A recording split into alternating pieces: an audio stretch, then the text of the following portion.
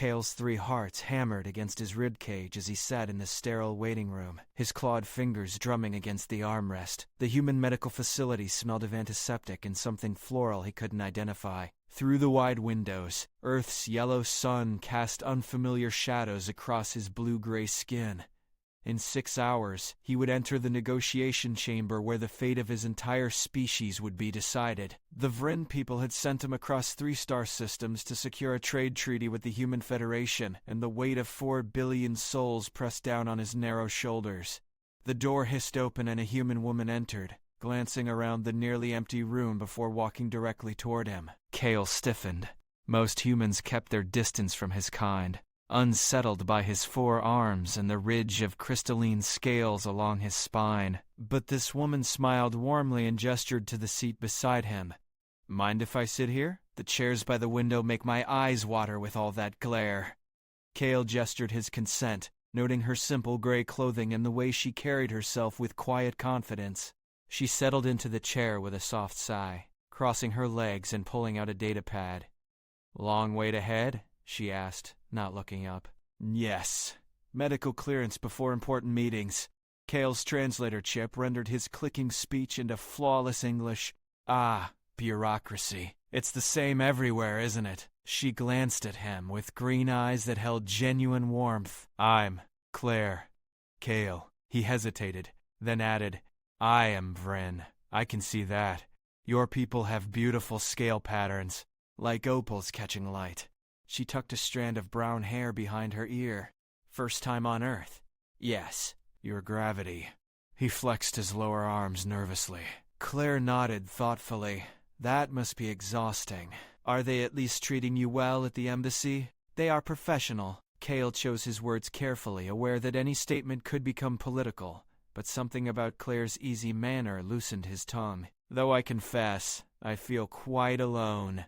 Diplomacy is lonely work," she said softly. "All those formal dinners where every word is weighed and measured. Sometimes you just want to talk to someone like a normal person." Kael felt his secondary eyelids flicker in surprise. "You understand this feeling?" "More than you might think." Claire smiled, but something sad flickered across her features. "I've sat through more state dinners than I care to count. Everyone's so careful around me, so formal. Sometimes I miss just being ordinary." They fell into comfortable silence. Outside, human aircars streaked across the sky in ordered patterns. Kael watched them, marveling at how humanity had conquered their homeworld's atmosphere so completely. "What brings you to Earth, if you don't mind me asking?" Claire set her datapad aside, giving him her full attention. "Trade negotiations. My people need advanced medical technology. Our population suffers from a genetic disorder that human science can cure." The words tumbled out before he could stop them. "But the negotiations are complex. Humanity is powerful. We have little to offer in return." "I wouldn't say that," Claire said gently. "The Vryn are renowned for your mathematical innovations.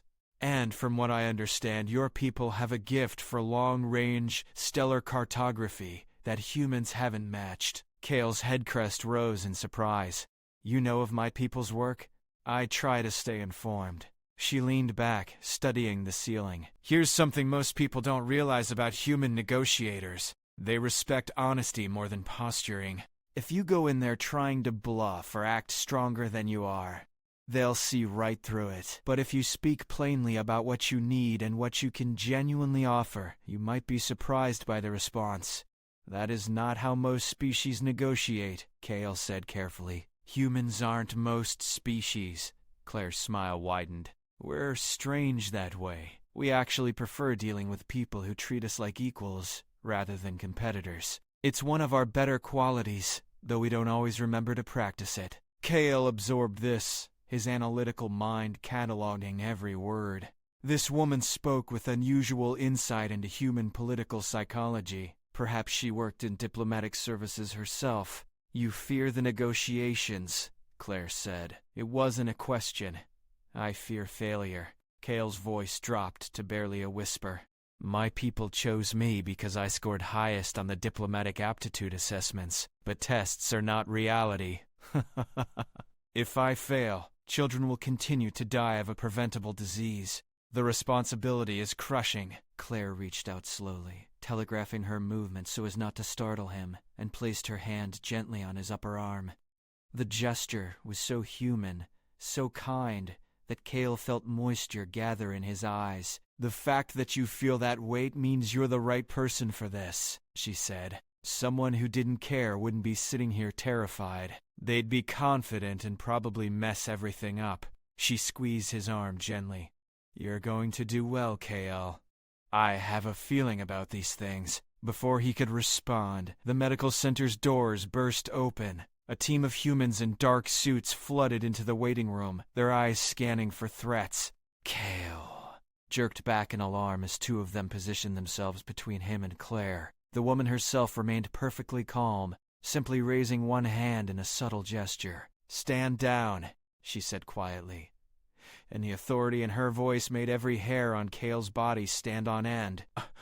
A woman in a white medical coat rushed forward, her face flushed. "Your Majesty, we had no idea you'd left the secure wing. The security protocols." Kael's 3 hearts stopped. His translator chip had to be malfunctioning. It couldn't have just rendered that title. Not that one. But the way everyone in the room had suddenly dropped to one knee told him his ears weren't deceiving him. Claire, no, not Claire, stood gracefully, her entire bearing shifting from friendly companion to something that made the air itself feel heavier. She was still the same woman who'd sat beside him, but now Kael could see what he'd missed. The way the others looked at her. The deference. The fear. "Your Majesty," the medical coordinator repeated, "the Council wasn't informed you'd be in this sector. Because I didn't inform them." The Queen of the Human Federation, Supreme Leader of 17 colony worlds and commander of the most powerful military force in known space, turned back to Kael with that same warm smile. "I wanted a few minutes of peace before my own medical appointments. Is that so terrible?" Kael couldn't speak. His translator chip clicked uselessly as his mind raced through every word he'd said, every casual complaint, every moment of weakness he'd shown. He'd spoken to the most powerful human alive as if she were nobody. He'd shared his fears, his doubts, his people's desperate position. This was a disaster beyond comprehension. The Queen waved away her security detail with obvious irritation. "Give us the room. All of you. That includes medical staff. Your Majesty, protocol demands." "I'm aware of what protocol demands. I'm also aware that I'm Supreme Leader, and protocol serves me, not the other way around." Her voice carried steel beneath the politeness. "Out. Now." The room emptied in seconds, leaving only Kael frozen in his chair, and the Queen standing before him. She sat back down in the chair beside him, crossing her legs exactly as she had before. "I apologize for the deception," she said quietly. "Though technically I never lied.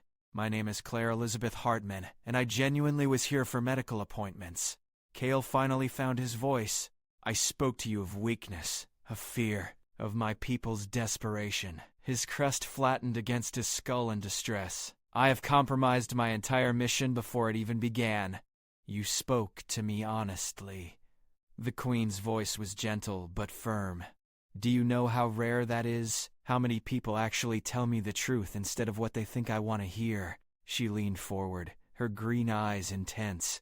"Kael, I didn't sit beside you by accident. I've been reviewing your file for weeks. I know exactly who you are and what you're here to negotiate." Horror washed through him. "This was a test." "No." She shook her head firmly. "This was me trying to understand what your people actually need, not what the formal diplomatic requests claim you need." "There's always a difference." She gestured to the empty room around them. "Out there, you would have sat across from my trade ministers and told them carefully prepared statements. You would have hidden your people's desperation because showing weakness is dangerous. And we would have spent weeks dancing around the truth, wasting time that sick children don't have." Kael's claws dug into the armrest. "What happens now?" "Now." The Queen stood, and despite her smaller stature, she seemed to fill the room. "Now you're going to walk into that negotiation chamber with me.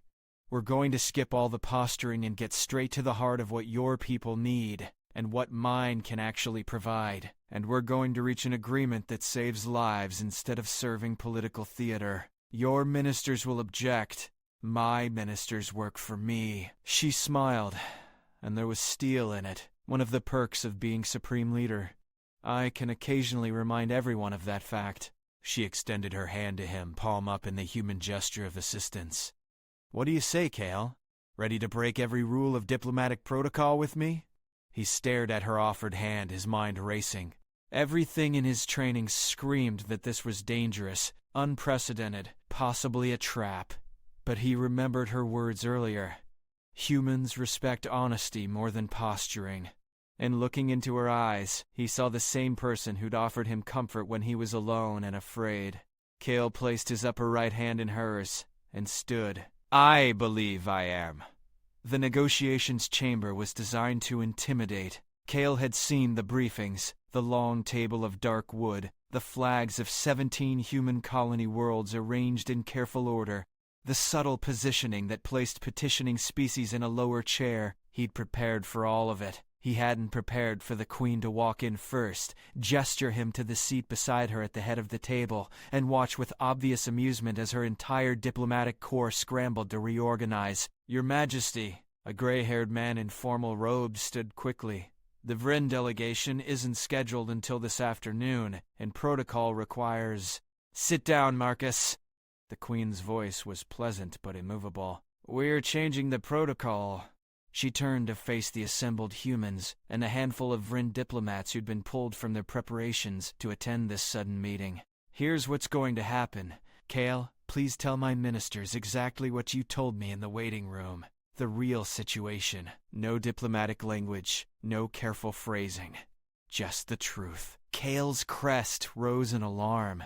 Every instinct told him to refuse, to request time to consult with his superiors. But he'd already crossed the line when he'd taken her hand. Retreat now would accomplish nothing. He stood, his forearms spreading in a gesture of openness his people used when bearing witness to truth. "The Vryn are dying. A genetic mutation appeared 3 generations ago and has spread through 40% of our population.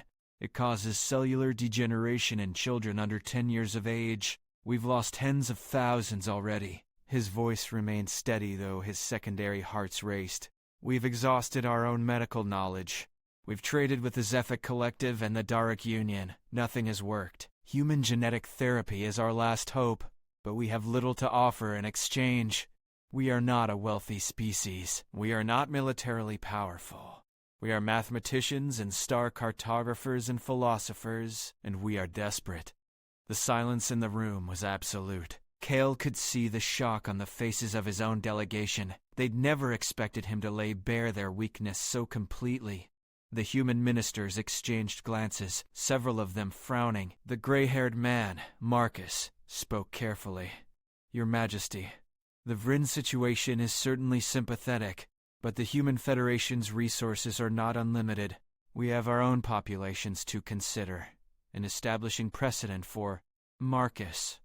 The Queen didn't raise her voice, but the minister fell silent immediately. "Let me ask you something. How much did we spend last year on the Titan Station renovation project?" "Approximately 40 billion credits, Your Majesty, but that was essential infrastructure." "And how much would it cost to establish a genetic therapy program for the Vryn?" "Factor in research, implementation, and a 15-year treatment timeline." A woman with sharp features consulted her datapad quickly. "Preliminary estimates suggest 8 to 12 billion credits, Your Majesty." The Queen nodded. "So roughly a quarter of what we spent making a space station more aesthetically pleasing." She let that sink in. "Continue, Minister Chen."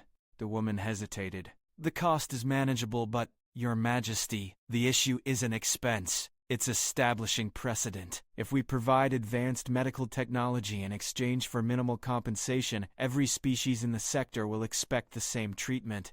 "Good." The Queen's response clearly startled everyone in the room. "Let them expect it. Let it be known that the Human Federation values life over profit margins." "Your Majesty!"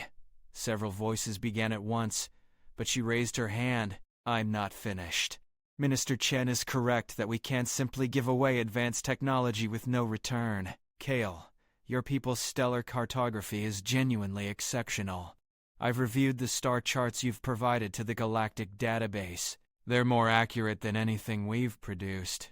She turned to her ministers. I want a technology exchange. Full access to Vrin cartographic methods and mathematical modeling, in exchange for complete genetic therapy protocols and long-term medical support. Marcus leaned forward. Your Majesty, their cartographic data, while impressive, doesn't match the value of our medical technology. The exchange isn't equitable. Then we'll make it equitable. The Queen's eyes swept across her ministers.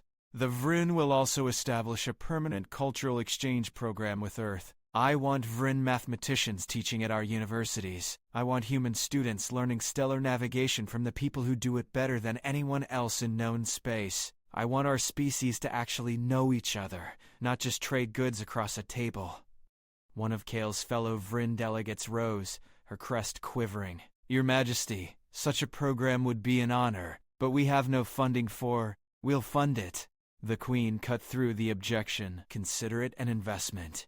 In 50 years, I want human children growing up with Vrin friends. I want our species so intertwined that the idea of conflict becomes unthinkable.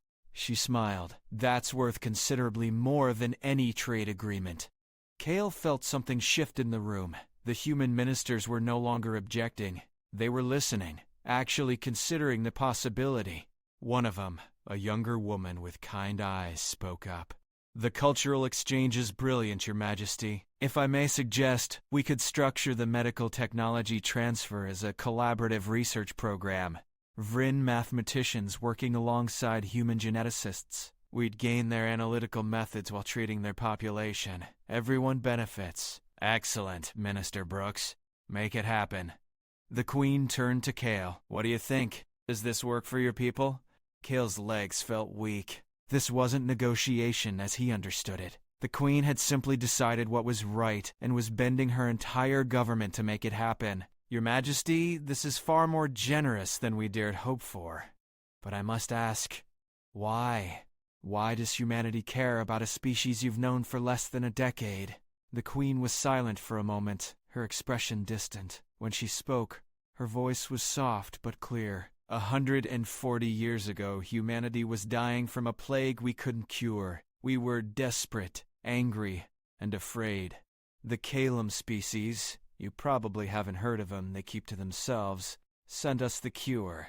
No negotiation, no trade agreement. They just sent it because children were dying and they could help. She met Kael's eyes. We asked them why, and they said something I've never forgotten. Because kindness is how civilizations prove they deserve to survive.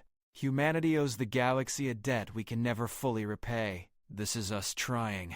Marcus cleared his throat. Your Majesty, while I understand the sentiment, the Council will require proper documentation.